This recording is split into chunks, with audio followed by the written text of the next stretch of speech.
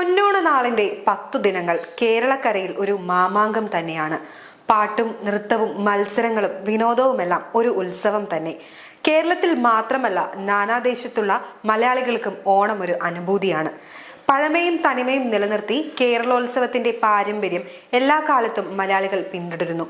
തിരുവോണപ്പുലരിയും പായസവും ഉപ്പേരിയും ഓണക്കറികളും തൂശനിലയിൽ പകർന്ന തൂവെള്ളച്ചോറും ആഘോഷവുമെല്ലാം കേരള സംസ്കാരത്തെ കൂടി വിളിച്ചോതുന്നു. അത്തം തുടങ്ങിയാൽ പിന്നെ ദിവസങ്ങൾ കടന്നു പോകുന്നതേ അറിയില്ല. അപ്പോഴേക്കും ഉത്രാടവും ഇങ്ങെത്തിയിട്ടുണ്ടാകും. പിന്നെ തിരക്കുകളായി, ഓട്ടമായി, അങ്ങനെ നീളും ആ ദിനവും. എന്നാൽ ഉത്രാടം വെറും ഒരു ദിവസം മാത്രമല്ല. പൊന്നോണക്കാലത്ത് ഉത്രാട ദിനത്തിന് ഏറ്റവും വിശേഷപ്പെട്ട സ്ഥാനം തന്നെയാണ് പൗരാണിക കാലം മുതൽ നൽകിയിട്ടുള്ളത്. ഉത്രാട ദിനത്തെ പറ്റിയും ഉത്രാട പാച്ചിലിനെ കുറിച്ചും നമുക്കിനി വിശദമായി അറിയാം. ഉത്രാടപ്പാച്ചിൽ, അതായത് ഓണാഘോഷത്തിന്റെ അവസാനഘട്ട ഒരുക്കത്തിനാണ് ഉത്രാടപ്പാച്ചിൽ എന്ന് പറയുന്നത്. സദ്യവട്ടങ്ങൾക്കായി മലയാളികൾ ഓണത്തലേന്ന് ചന്തകളിൽ പച്ചക്കറികളും മറ്റും ആവശ്യ സാധനങ്ങളും വാങ്ങാൻ എത്തുന്നു. ചന്തകളും വഴിയോരങ്ങളും വളരെ തിരക്കു പിടിച്ചു കാണുന്ന ഒരു ദിവസം കൂടിയാണ് ഉത്രാടം. ഓണത്തിന് ആവശ്യമായ സാധനങ്ങളൊക്കെ ഈ ദിവസം വാങ്ങിക്കൂട്ടും. സാമഗ്രികളൊക്കെ വാങ്ങിക്കഴിയുമ്പോൾ പോക്കറ്റ് കാലിയാകും എന്നത് മറ്റൊരു പ്രത്യേകത. എങ്കിലും മലയാളികൾ കാശ് നോക്കാതെ ആവശ്യം നോക്കി ചെലവാക്കും എന്നാണ് പറച്ചിൽ. ഉത്രാട നാളുകളിൽ വിപണികൾ വളരെ വൈകിയും സജീവമായിരിക്കും. പച്ചക്കറി കടകളിലും പലവ്യഞ്ജന കടകളിലും തുണിക്കടകളിലും നിന്നു തിരിയാൻ കഴിയാത്ത വിധം തിരക്കുമായിരിക്കും. പണ്ട് കാലങ്ങളിൽ ഗ്രാമചന്തകളിലായിരുന്നു ഇത്തരം തിക്കുള്ള കാഴ്ച. എങ്കിലിന്ന് ഷോപ്പിംഗ് മാളുകളിലും ഇത് കാണാൻ സാധിക്കും. ഉത്രാടത്തിലെ തെയ്യക്കോലങ്ങൾ ചില പ്രദേശങ്ങളിൽ, പ്രത്യേകിച്ച് കാസർഗോഡ്, ഓണക്കാലത്ത് നാട്ടുവഴികളിലൂടെയും വീടുകൾ കയറിയിറങ്ങിയും ഓണക്കാലം അറിയിച്ചെത്തുന്ന ആടിവേടൻ തെയ്യങ്ങളുമുണ്ട്.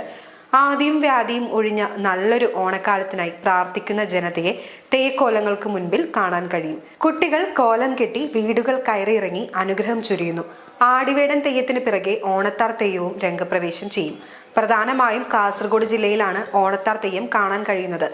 ആടിവേടൻ മടങ്ങിക്കഴിയുമ്പോൾ ഉത്രാട ദിനത്തിൽ ഓണത്താറിന്റെ വരവായി. മഹാബലി സങ്കല്പമാണ് ഓണത്താറിന് പിന്നിലുള്ളത്.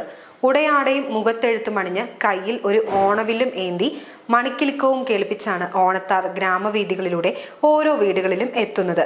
വീട്ടമ്മമാർ വിളക്കുകൾ കൊളുത്തിവെച്ച് ഓണത്താറിനെ വരവേൽക്കും.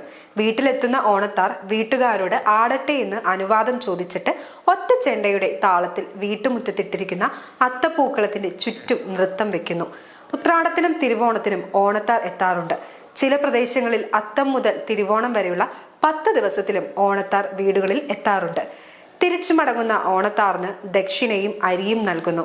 വണ്ണാൻ സമുദായത്തിലെ കുട്ടികളാണ് ഓണത്താർ തെയ്യം കെട്ടുന്നത്.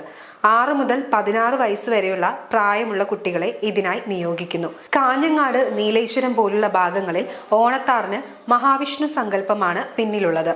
ക്ഷേത്രത്തിൽ കാഴ്ചക്കുലകൾ സമർപ്പിക്കുന്നത് ഉത്രാട ദിനത്തിന്റെ മറ്റൊരു പ്രത്യേകതയാണ്. ഗുരുവായൂർ ക്ഷേത്രത്തിലൊക്കെ എത്തിയാൽ ഈ കാഴ്ച കാണാൻ സാധിക്കും. ആയിരക്കണക്കിന് കാഴ്ചക്കുലകളാണ് അന്നേ ദിവസം ക്ഷേത്രങ്ങളിൽ എത്തുന്നത്.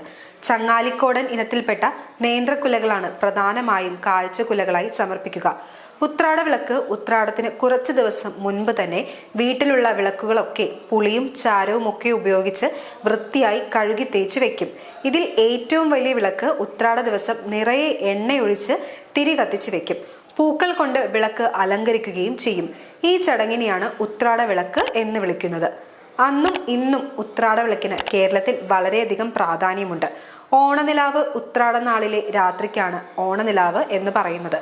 ഉത്രാടത്തിലെ തിരക്കുകളും ഓട്ടവും കഴിയുന്ന ഊഷ്മളമായ രാത്രി കഴിഞ്ഞു പുലരുന്നത് തിരുവോണത്തിലേക്കാണ്. പിന്നെ കുളിച്ചൊരുങ്ങി വൃത്തിയുള്ള വസ്ത്രങ്ങൾ അണിഞ്ഞ് സദ്യക്കുള്ള തയ്യാറെടുപ്പായി.